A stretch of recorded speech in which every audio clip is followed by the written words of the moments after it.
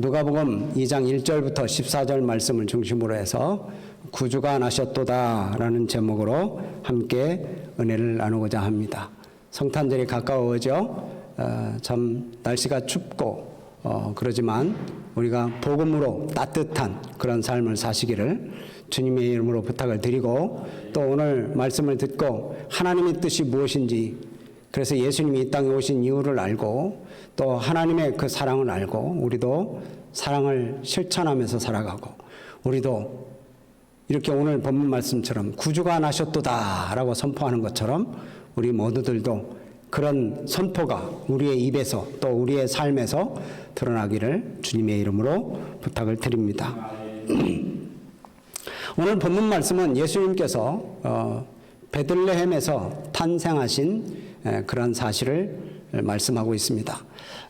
옛날 아주 오래 전부터 일찍이 구약 선지자 미가라는 사람이 이스라엘의 구원자, 이 세상의 메시아는 베들레헴에서 태어날 것이다 라고 이렇게 예언을 합니다.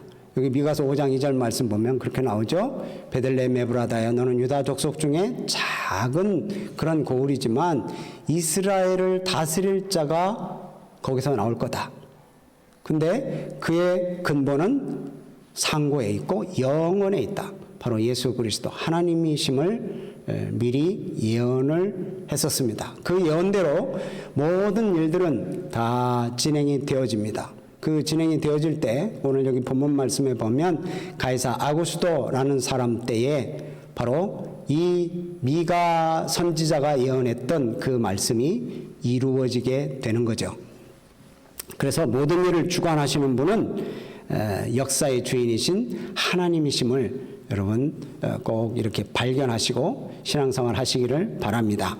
오늘 말씀 보면 예수님이 태어나실 때 그때 상황을 보면 로마가 통치하고 있을 때입니다.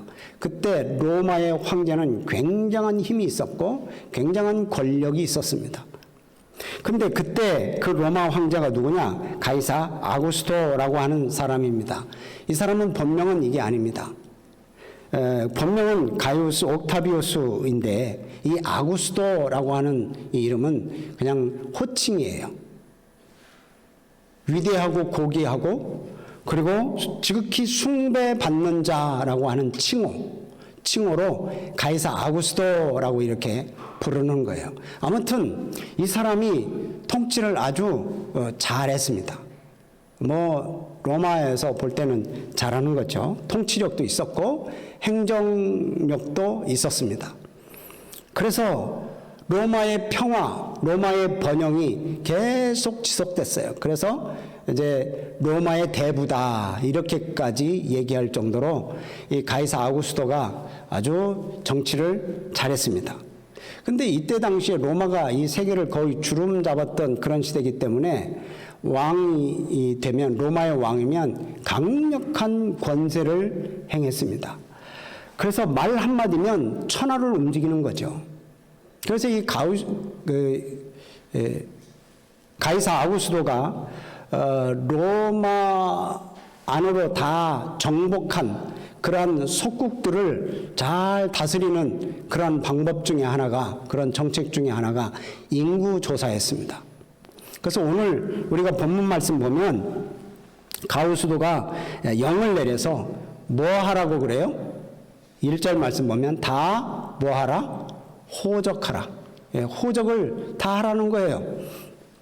근데 이 호적을 그냥 아무 데서나 하는 게 아니고 자기 출생지, 자기 고향에 가서 다 해라. 명령을 내립니다.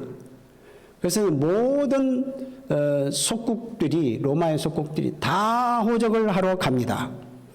그래서 요셉도 이 왕의 절대적인 명령에 의해서 이제 어쩔 수 없이 임신 중인 마리아를 데리고 자기 고향으로 갑니다. 고향이 어디예요? 베들레헴입니다. 여기 보면 그렇게 나오죠. 요셉이 2장 4절 말씀 한번 보죠. 2장 4절 시작. 요셉도 다윗의 집 족속이므로 갈릴리 나사렛 동네에서 유대를 향하여 베들레헴이라 하는 다윗의 동네로 이제 가는 거예요. 요셉이 이렇게 베들레헴으로 갔다라고 하는 것은 벌써 고향이 베들레헴이라는 거고, 고향이 베들레헴이라면 다윗의 자손이라는 것이고, 그렇죠? 그래서 여기 말씀도 다윗의 고향이라고 그러잖아요. 그러니까 다윗의 출생지, 그렇다면 유다 지파라는 것이 증명이 되는 거예요. 그리고 또 이렇게 베들레헴에 가서 천사가 일러준, 그리고 또 성령으로 잉태한 이 아기가 출산한다는 것은 미가가 오래전에 예언을 했던 그 예언의 말씀이 이루어지는 그런 과정을 지금 이루어가는 거예요. 그래서 요셉과 마리아가 이제 베들레헴으로 갔습니다. 사람들이 북적이겠죠. 유대 지파 사람들이 다 모여서, 또 베들레헴이 고향인 사람들이 많이 왔겠죠. 그 사람들이 너무 많아서 거할 곳이 없었습니다. 그런데 마리아가 해산할 날이 차서 지금 더 빨리 숙소를 차지해야 되는데 숙소가 없어요. 그래서 어쩔 수 없이 가축들이 사는 마국간을 넣습니다. 그래서 그곳에라도 임시로 거처를 마련해서 그곳에서 있다가 출산을 하게 되는 거죠. 그래서 예수님은 탄생하셔서 구유의 뉘였습니다. 여러분, 구유. 저 어렸을 때 이 구유가 굉장히 예쁜 그런 이렇게 애기 누울 수 있는 곳인 줄 알았어요. 근데 나중에 알고 보니까 이 동물이 먹는 밥통, 여물통이더라고요.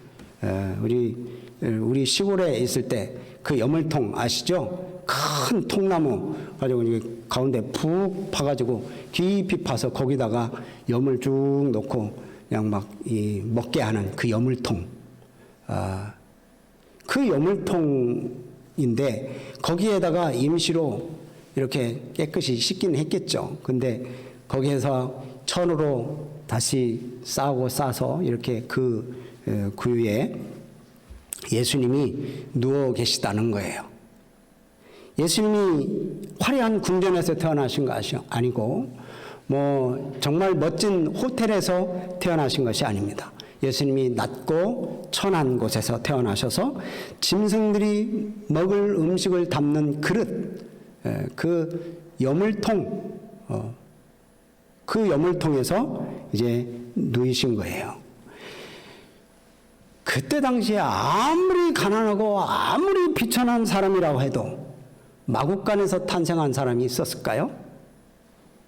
말 구유에 그 동물들이 먹는 밥통에 거기다가 아기를 낳은 사람이 있었을까요?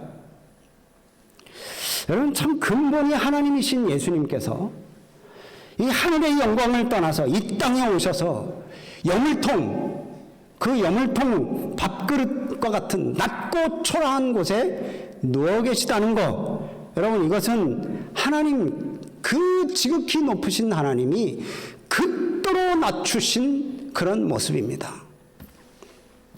예수님이 이렇게 철저하게 낮아지신 이유가 뭘까요? 소외되고 또 낮은 자들, 또 연약한 자들, 그런 자들에게 소망을 주시고 사랑을 주시기 위해서 그런 거예요. 그래서 누가복음에 보면, 누가복음에는 연약한 자들, 또 불쌍한 자들, 여인들에게 다가가시는 그러한 하나님의 그런 다가가심이 있습니다. 또 예수님의 다가가심이 있어요. 우리가 이렇게 1장부터 봤지만 바로 앞에 보면 엘리사벳이라는 여인이 있었잖아요. 엘리사벳이라는 여인이 어떤 여인이에요? 나이가 들어서도 아기를 갖지 못한 사람입니다. 그렇게 불쌍하고 천대받고 주변 사람들에게 눈총받던 사람에게 하나님께서 다가오셔서 그에게 요한이라고 하는 그런 아들을 주십니다. 여러분, 또 오늘 본문 말씀을 보면 목자들, 그렇게 칭찬받고 훌륭한 직업을 가진 사람들이 아닙니다. 그런 목자들에게 다가오셔서 소식을 전해주십니다. 과부의 아들을, 또 나중에 보면 과부의 아들을 살려주십니다. 이렇게 연약하고 불쌍한 자들에게 다가오셔서 위로하시고 소망을 주시는 분, 그분이 바로 예수님이시에요. 그래서 예수님이 그 높은 그 어마어마한 영광과 위엄을 다 버리시고 이 땅에 아주 낮고 낮은 극히 초라한 모습으로 이 땅에 오셨다는 거예요. 아무튼 오늘 여기 본문 말씀을 보면서 요셉과 마리아가 베들레헴에 간 것은 일반 사람들이 볼 때는 그냥 단지 호적하러 가는 발걸음으로 보였을 것입니다. 그냥 호적하러 갔겠지 이렇게 보겠지만, 그러나 하나님의 섭리 안에 그 발걸음이 이루어진 것이고, 그래서 하나님이 약속하셨던, 미가 선지자를 통해서 또 그 여러 선지자를 통해서 약속하셨던 메시아가 이 땅에 태어날 것이다 라고 하는 역사적인 그런 일을 이루어가는 발걸음이었어요. 여러분, 그렇습니다. 때로는 우리가 그냥 이 세상에 사는 그 역사의 발걸음, 그냥 살아가는데 정신이 없이 그냥 살아가는 일상의 삶에 충실할 뿐이었는데, 그 일을 통해서 하나님은 하나님의 일을 하신다는 거예요. 나는 그냥 나에게 주어진 삶에 충성을 다하는 그런 삶이지만, 뭔가 내가 대단한 역사를 이루려고 하는 그런 거 아니지만, 그러나 그런 삶을 통해서 하나님이 일을 하신다는 거, 이건 너무나 신비한 일 아니겠어요? 이 마리아와 요셉도 역시 마찬가지일 거예요. 그냥 호적하러 갔어요. 근데 하나님은 그 요셉과 마리아를 통해서 일을 이루어 가시는 거예요. 하나님이 그곳에 임하시고 일을 하고 계시는 거예요. 이런 것을 볼 줄 아는, 또 볼 수 있는 영적인 눈을 뜨시기를 주님의 이름으로 부탁을 드립니다. 아멘. 예. 가이사 아구스토가 로마를 다스리며 이 온 그 일대를 지배하는 그런 왕이었다면, 온 세상을 다스리고 온 세상을 지배하시는 만왕의 왕은 하나님이십니다. 여러분, 이걸 보시기를 바랍니다. 그래서 이 세상이 아무리 하나님을 대적한다 해도 하나님께서는 하나님의 뜻을 이루어 가십니다. 그래서 모든 역사는 우연이라는 게 없어요. 우연히 어떤 게 일어났다? 그렇지 않아요. 하나님이 역사의 주관자가 되셔서 그 모든 일들을 다 이루어 가신다라고 이렇게 여러분 그렇게 믿으시고 그렇게 생각하시기를 바랍니다. 그래서 뭐 이 코로나가 우연히 저 중국 우한 말로 이렇게 이루어졌다 이렇게 생각하시면 안 됩니다. 하나님께서 이 믿는 자들을 깨우치시는 거예요. 좀 하나님께 집중해라. 세상에 만족하지 말고 하나님께 집중해라. 깨우치시는 그런 역사로 여러분 보시기를 바랍니다. 나중에 뭐 백신이 우리가 백신을 개발해서 이것을 이겨냈다. 하나님께서 더 엄청난 전염병을 보내시면 어떡하시려고요? 우리는 정신 차려야 됩니다. 더 믿는 자들이 깨어서 하나님 앞에 서시기를 바랍니다. 하나님은 역사의 주관자셔요. 이 성경의 예를 들자면, 하나님께서 이스라엘이 범죄하고 하나님을 떠났을 때 이스라엘을 치시죠. 바벨론을 쳐서 치십니다. 멸망케 하시고 바벨론으로 포로로 잡혀가게 해서 70년 동안 종살이를 하게 합니다. 그러고 나서 그 이후에 이 바사왕 고레스를 통해서 다시 이스라엘을 다시 회복시키시죠. 이 역사에 주관하시는 하나님이 하시는 일입니다. 그러니까 이 세상의 진정한 왕, 가이사 아구스토가 아닙니다. 진정한 왕은 이 땅에 정말 보잘것없고 초라한 왕으로 오신 예수 그리스도, 그분이 이 땅의 주인이시고 왕이 되신 줄로 믿으시기를 바랍니다. 사람이 보이는 것과 보이지 않는 것을 구별할 줄 알아야 돼요. 근데 우리는 보이는 것에 너무 집중해요. 하나님의 백성은 보이지 않는 것을 봐야 됩니다.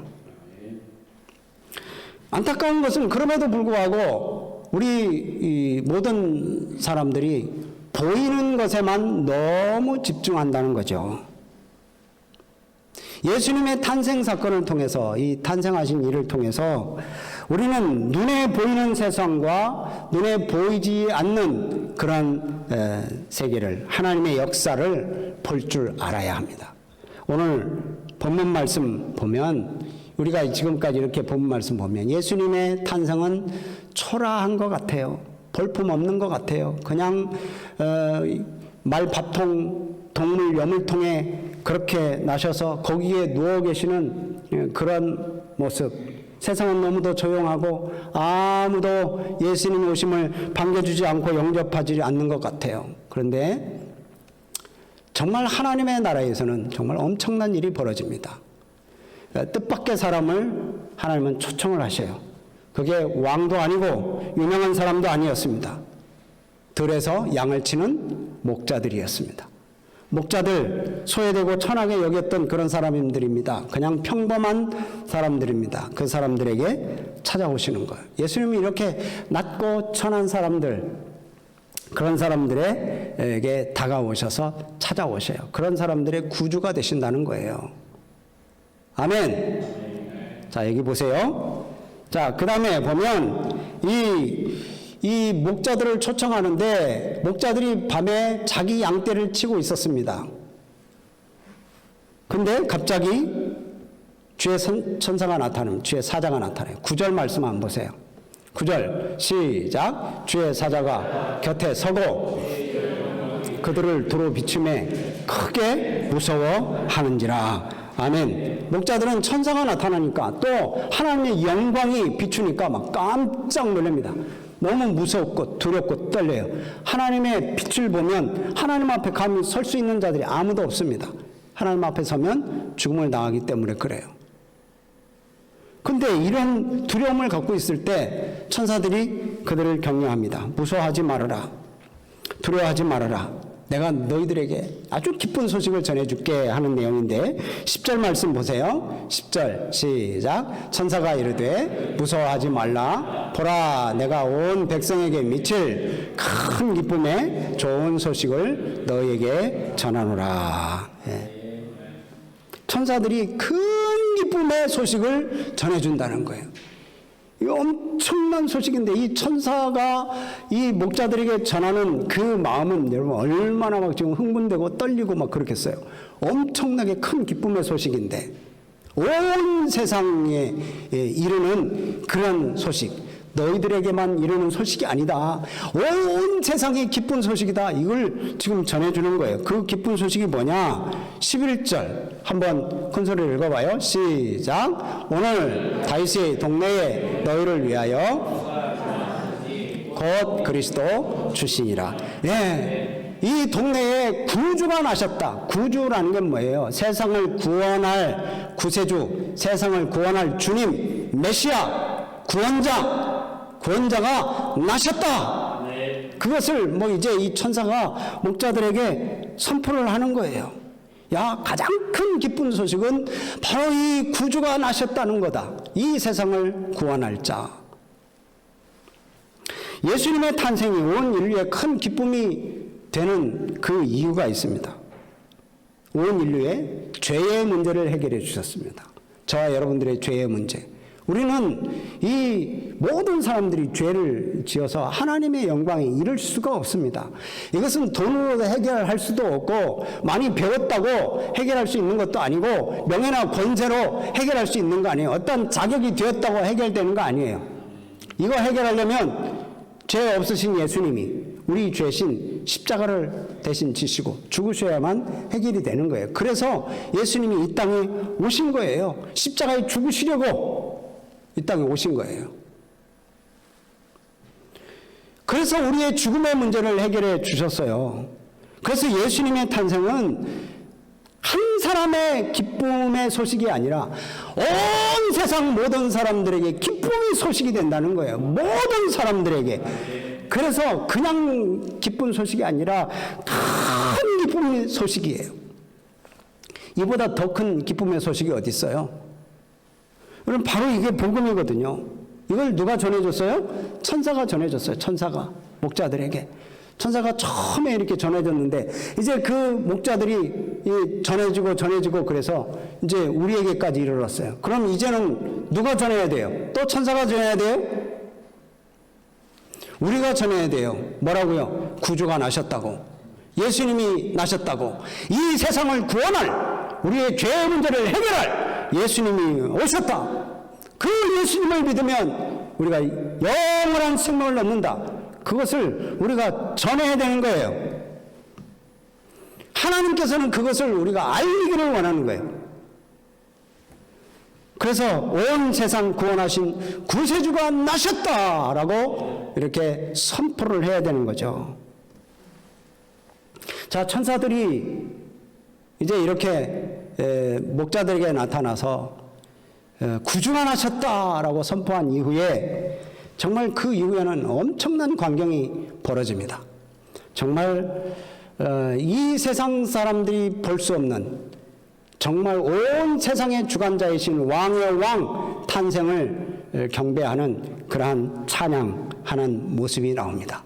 13절, 14절 말씀을 한번 읽어보겠습니다. 시작. 호련히 수많은 천군이 그 천사들과 함께 하나님을 찬송하여 이르되 지극히 높은 곳에서는 하나님께 영광이요 땅에서는 하나님이 기뻐하신 사람들 중에 평화로다 하니라. 예, 수많은 천사들이 갑자기 막 내려와가지고 하나님을 찬송하는 거예요. 여러분 생각만 해보세요. 얼마나 엄청난 찬양이겠어요. 어제 제가 이 설교를 준비하면서 핸델의 메시아 찬양을 막 들어봤어요. 핸델의 메시아 유튜브를 해가지고 이렇게 들어봤더니 너무 막 정말 멋있는 거예요. 이 메시아 할렐루야 찬양 아시죠? 그 2부에 나오는 할렐루야, 할렐루야. 예. 왕의 왕, 또 주의 주, 또 그가 길이 다스리시네. 그러면서 막 할렐루야 찬양을 하는. 이 관현악과 모든 그 대원들이 막 찬양을 하는 그 찬양이 얼마나 웅장하고 얼마나 아름답습니까? 여러분, 이 찬양 앞에서 영국의 왕이 너무도 감격스러워서 갑자기 자기도 모르게 막 일어났어요.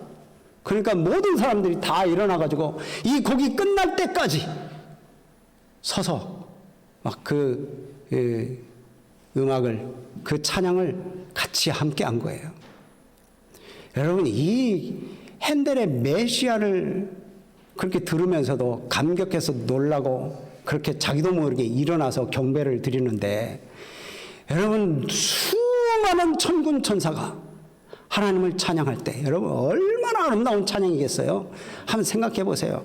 정말 이것은요, 정말 장엄한 그런 광경일 겁니다. 여러분, 이거 언젠가는 우리 한번 가서 그거 볼 거예요. 그렇죠? 천국 가면 그거 볼 거 아니에요. 우리도 거기 동참할 거고. 이 천군 천사가 찬양하는 내용은 이런 겁니다. 하나님을 찬양하는 거예요. 하나밖에 없는 아들을 이 땅에 보내주신 하나님. 그 독생자를 통해서 하나님이 영광 받으실 거다. 그래서 하나님의 영광을 찬양합니다. 하늘에는 영광이요, 땅에서는 하나님이 기뻐하심을 입은 사람들 중에 평화. 그래서 이 땅에 또한 우리 죄악된 우리와 하나님과의 관계가 깨어졌는데 그것을 연결시켜주는 평화, 또 반목과 질시로 우리 인간과 인간 사이에 서로 이렇게 막 각을 세우고 이렇게 서로 싸우는 그런 가운데 하나님이 예수 그리스도를 통해서 주시는 그 평화, 그 평화가 있다라는 것을 막 노래하는 거예요. 이 엄청난 찬양이 이곳에 있는 거예요. 이 찬양을 여러분 늘 막 기쁨으로, 감사로 이렇게 찬양하시기를 바랍니다. 일부에서는 제가 이제 이 주일학교 때 했던 찬양을 했는데 오늘은 그냥 넘어가겠습니다. 시간. 근데 그 당시에 로마가 온 세상을 다스리고, 야, 이제 이 로마의 평화다, 팍스 로마라고 해서 로마의 평화라고 그럽니다. 근데 그게 진정한 평화예요? 전쟁을 통해서, 피비린내 나는 싸움을 통해서 나라를 하나로 만든 그런 것이 진정한 평화냐? 그렇지 않아요. 진정한 평화는 예수님이 주시는 평화. 창 칼로 이루어진 평화가 아니고 예수님이 십자가로 주시는 평화, 하나님과의 관계의 평화를 이루고 우리와 사이의 관계의 평화를 이루는 그 평화가 진정한 평화인 줄로 믿으시기를 바랍니다. 오늘 우리가 이 본문 말씀을 이렇게 봤는데요. 우리가 이 본문 말씀을 다시 한번 우리가 종합해서 한번 보면요. 앞부분 1절부터 7절 말씀까지는 정말 이 세상에서 왕이 태어났는데, 예수님이 태어났는데 세상은 아무런 변화도 없고 사는데 바쁘고, 예수님이 태어나서도 누구 하나 축하해주고 누구 하나 돌아볼 그럴 사람이 없습니다. 아무도 없습니다. 그냥 마리아와 요셉은 그냥 뭐 해산이 바빠서 여간 잡기에 바쁘고, 또 여간 잡자마자 막 해산이 시작이 되니까 출산하느라고 막 정신없이 바쁘고, 그래서 어쩌다 보니까 출산돼가지고 아기가 그냥 구유에 누여있는 그런 일이에요. 그러니까 여기 1절부터 7절 말씀 보면 그냥 세상 사는데 바쁜 거예요. 누구나 하나 축하해주는 그런 모습이 없습니다. 보이는 인간 세상은 다 그렇습니다. 자기 살기에 바빠요. 근데 영적으로 눈을 들면 8절부터 14절 말씀을 보면 상황이 달라요. 그 전에는 예수님이, 이 세상을 창조하신 예수님이 오셨어도 세상은 예수님이 진짜 하나님이신지 또 세상의 주인이신지 알지도 못하고 영접하지도 않아요. 근데 8절 말씀부터 보면 어마어마한 엄청난 장관이 펼쳐집니다. 한 천사가 너무 기뻐서 막 목자에게 다가가서, 야, 온 세상이 기뻐할 정말 큰 기쁨의 소식이 있다. 그게 바로 예수님이 태어나신 거다. 구주가 나셨다라는 것을 막 전해요. 그냥 좋고 뭐 그냥 좋은 소식이 아니라 큰 기쁨의 소식, 온 세상이 기뻐할 소식, 그것을 전하는 거예요. 그러니 얼마나 가슴 터지게 지금 이 얘기를 전해주겠어요. 그냥 야, 좋은 소식이야, 그냥 기쁜 소식이야, 이게 아니에요. 지금 얼마나 지금 막 이 기쁨이 솟구쳐 오르는지 그 솟구쳐 오르는 기쁨으로 지금 전하는 거예요. 그 전하고 갑자기 천군 천사들이 막 나타나더니 하나님을 찬양하는 그 엄청난 찬양대가 서게 되는 거예요. 여러분, 참 오늘날 우리는 어느 편에 서 계십니까? 세상을 사느라 바쁜 저 베들레헴 사람들과 같이 예수님이 오신지도 모르고 축하도 못하고 그냥 세상 사는데 바쁘게 살아가시는 편이십니까? 아니면 이렇게 하늘의 영광처럼 천사들처럼 지극히 높은 곳에는 하나님께 영광이요, 이 땅에 오신 예수님, 평화를 위하여 이 땅에 오신 예수님 감사합니다 하고 마음으로 큰 기쁨으로 하나님을 찬양하고 계십니까? 여러분, 큰 기쁨을 알고는 계시나요? 예수님이 세상에 오신 것은, 여러분, 우리가 성탄절에 떡이나 먹고 선물이나 함께 나누고 또 맛있는 데 가가지고 송년회 보내면서 맛있는 거 먹으라고 예수님 이 땅에 오신 거 아니에요. 예수님이 오신 것을 그렇게만 생각한다면 이건 베들레헴 사람들과 똑같습니다. 자기 사는데 바쁘고 자기 챙기는데 바쁘고 예수님 나신 거 축하도 못하고 예수님 오신 이유도 알지 못하고 찬송도 못하고 그런 사람들은 기쁨으로 찬양도 못 드려요. 하나님 앞에 예배도 못 드려요. 그러나 예수님이 이 땅에 나를 구원하시기 위해서 십자가에 죽기 위해서 이 땅에 오셨다라는 것을 안다면, 또 이 땅에 참 사랑을 보여주시고 이 땅에 예수 그리스도를 통하여 우리를 구원하시려고 하는 하나님의 참 뜻을 안다면, 하나님의 마음을 안다면 우리들도 구주가 나셨다, 복음을 선포하는 그런 우리 성도들이 돼야 됩니다.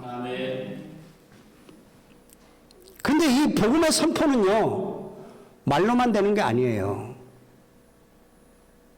우리가 말로만 복음, 우리가 예수님이 나셨다, 구주가 나셨다 그러지 말고 오늘 이 천사가 목자들에게 전하고 목자가 그 다음 다른 사람들에게 전하고 또 이 누가라는 사람이 복음을 전해서 이렇게 우리가 이 누가복음을 대하는 것처럼 우리도 주변 사람들에게 복음을 전해야죠. 그냥 구주가 나셨다 여기서만 하지 말고 전하세요. 그 전하는 방법은 주변 사람들에게 전하고 자녀들에게도 전하고 다음 세대들에게도 전해야 되는 거예요. 근데 다음 세대에게 전해야 되고 가르쳐야 될 사람들이 자꾸만 적어져요. 우리 교회도 그렇고 다른 것도 다 요즘 그렇습니다. 다 가르치는 거 별로 좋아하지 않아요. 자신 없어 하고 못 가르친다고 다 그래요. 가르칠 사람이 없어요. 교사가 없어요. 지원자도 없어요.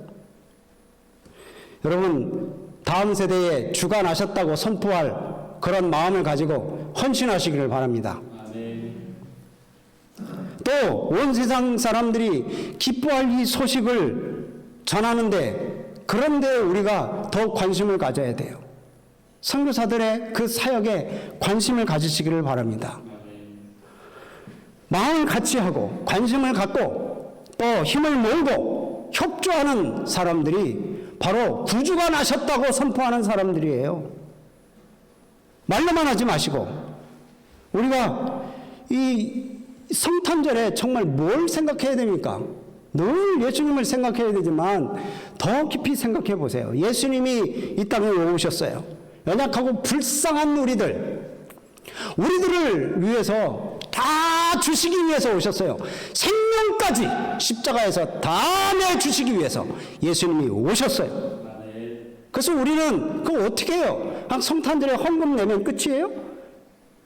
성탄절에 헌금 내고 그냥 헌금은 재정 채우고 여러분 그래서 끝입니까? 그냥 거기에서 끝나면 안 돼요.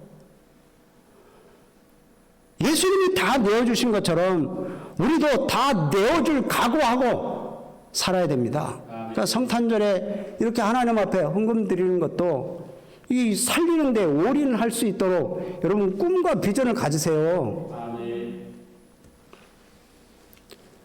구주가 나셨다고 기쁨을 전하는 그곳에 기꺼이 올인하는 그런 우리 교회가 되면 얼마나 좋아요. 우리들도 우리의 삶을 구주가 나셨다고 선포하는 그런 자리에 서면 얼마나 좋아요. 그렇게 살아야 되지 않겠어요? 지쳐 쓰러져 있고 삶에 허덕이는 그런 사람들을 위해서 부활절에 감사한 것만 내지 말고 그 헌금으로 그들을 격려하고 돕고 힘을 주고 용기를 주고 다음 세대의 그 세대들을 세우는데 우리가 써야 되는 거 아니에요. 죽어가는 다음 세대를 살리기 위해서 올인도 하고 지치고 쓰러져 있는 사람들을 구제하기 위해서 올인하는 여러분 우리는 그날을 꿈꿔야 됩니다. 여러분 그날을 하나님이 주신 비전으로 여러분 마음에 품으셔야 됩니다. 마음에 품기만 하지 말고 우리 교회가 움직여야 돼요. 옛날 방식대로만 살아서는 안 돼요. 예수 그리스도 예수님은 하나님과 본체셨습니다. 그럼에도 불구하고 하나님의 영광을 위해서 기꺼이 순종하고 이 땅에 오셔서 다 자기의 생명까지 피 한 방울까지 다 내어주신 분이 우리 예수님이세요. 그래서 이것을 천군 천사들이 찬양하는 거예요. 구주가 나셨다. 이 세상을 구원할 구주가 나셨다. 여러분 우리는 속으로만 말로만 이 자리에서만 우리도 정말 이 천군 천사들처럼 베들레헴에 나신 만왕의 왕 나를 구원하실 메시아가 나셨다. 구원주가 나셨다. 예수님이 나셨다. 선포하는 삶이 되시기를 바랍니다. 또한 우리 교회도 정말 그런 구주가 나셨다고 선포하는 그런 교회 사역, 멋진 사역이 되기를 주님의 이름으로 축복합니다. 기도